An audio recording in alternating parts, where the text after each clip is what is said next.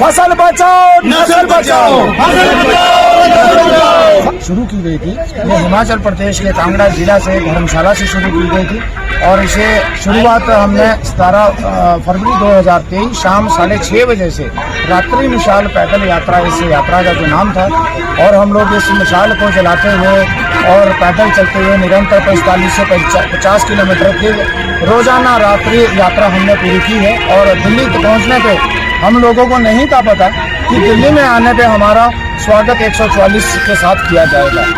और हम लोग पूरे रास्ते किसी एक व्यक्ति को हमने किसी को तंग नहीं किया, पूरा ट्रैफिक हमसे बाधित नहीं हुआ, परंतु ना जाने क्यों लगातार आपने 12 दिनों की यात्रा किया है, तो उसमें कितना सपोर्ट मिला आपको? हमें किसानों का भरपूर सपोर्ट मिला। और मैं जो हरियाणा की हमारी पानीपत में मुख्य ऑफिस है भारतीय मजदूर संघ का मोर्चा का, उन्होंने अपना पूरे तहे दिल से हमारा साथ दिया है और हर जगह साथ लड़ाई लड़ने के लिए, क्योंकि जब किसानों के अधिकारों की बात आती है तो हर एक किसान अपनी लड़ाई लड़ने के लिए बाहर निकलता है। हम लोग राजनीतिक रूप से इस लड़ाई को लड़ रहे हैं और बिना किसी जाति से। हमने कहा है कि बहुत स्वर्ण, ये जो स्वर्ण शब्द है, इससे बहुत लोगों को आपत्ति है कि हम लोग जातिवाद फैलाते हैं। मैं कहता हूं कि आओ एक थाली में खाना खाएं, आओ। अगर किसी को ये दिक्कत है कि हम जातिवाद फैला रहे हैं, हम लोग कोई जातिवाद नहीं फैला रहे। हम लोग कहते हैं कि जब आर्थिक आधार पे आरक्षण की बात हम करते हैं तो तमाम हर जाति धर्म के लोगों के, गरीब लोगों की हम लोग बात कर रहे हैं। जिस तरीके से दिल्ली में आजाद मंच से यूएस राणा और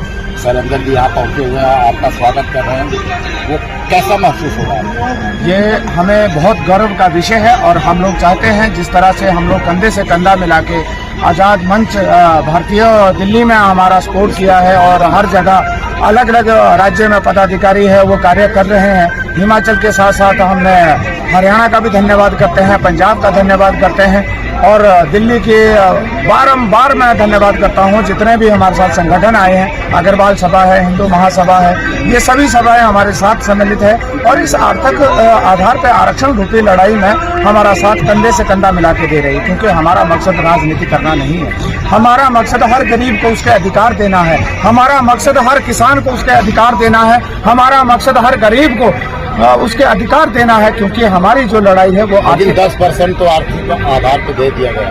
वो तो बच्चा जब रोता है तो उसके लिए चुप करवाने के लिए टॉफी दी जाती है। आप सरकार से पूछिए 103वां संशोधन जो है वो किन किन लोगों के लिए दिया गया है।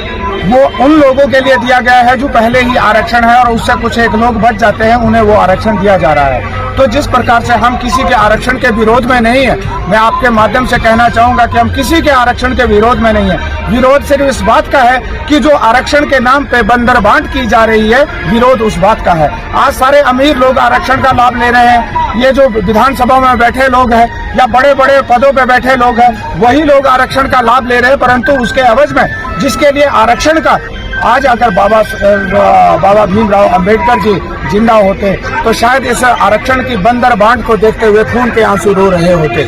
क्योंकि आरक्षण उन्होंने गरीबों के लिए देने की बात की थी, अमीरों को नहीं। आरक्षण उन्होंने इस राजनीति में, अगर इन लोगों को इतना आरक्षण प्यारा है तो राजनीति में भी आरक्षण कीजिए। जो सबसे कम वोट से हारता है उसको विधायक बनाए। क्यों नहीं अपने राजनीति में ये लोग आरक्षण लगाते? इन लोगों ने सिर्फ समाज को बांटने का काम किया है। आज भी हर राजनीतिक दल यही चाहता है कि हम लोग अलग अलग जातियों में बंटे रहे। वो कभी भी धर्म और जाति को एकत्रित नहीं होने देंगे, इकट्ठा नहीं होने देंगे। जैसे कि हम जानते हैं, आजाद मंच वर्षों से इस लड़ाई को लड़ रहा है। इस क्रांति में जितने भी आज तक आंदोलन खड़े हुए हैं उस सब में हमारा भागीदारी होती है। वैसी हिमाचल से चली इस क्रांति की ज्वाला को अगर हम स्वागत न करते तो ऐसा लगता है कि जैसे हम कहीं एक बड़े आंदोलन की हिस्सेदारी से छूट गए। ये आंदोलन हमने देखा है इन लोगों की जो एक इच्छा है और उस इच्छा का जो स्वरूप पिछली बार जब हिमाचल में आंदोलन का स्वरूप बना उससे हम परिचित हैं। हमें मालूम है कि ये लोग पीछे हटने वाले नहीं हैं। ये लोग अपनी मांगों को लेकर के जितने सजग हैं, और सबसे बड़ी बात ये है कि इनकी मांग कोई जायज़, ऐसा नहीं कि नाजायज मांग हो, इनकी मांग जायज़ मांग है। इनकी मांगों में ऐसा कोई भी नाजायज वो एक कहीं बिंदु नहीं है जिस पर कोई ऐतराज कर सके। न ये किसी जाति के खिलाफ है, न किसी धर्म के खिलाफ है, न किसी वर्ग विशेष के खिलाफ है। मांगे हमारी सिर्फ सीधी और एकदम सपाट है जिससे कि ये संदेह जाता है, एकता का संदेश जाता है। आरक्षण इस विषय पर कई बार आंदोलन हुए, लेकिन कभी भी सफलता तक इसलिए नहीं पहुंचने दिया जाता है इसको, चूंकि वोट बैंक की राजनीति हावी है इस देश में।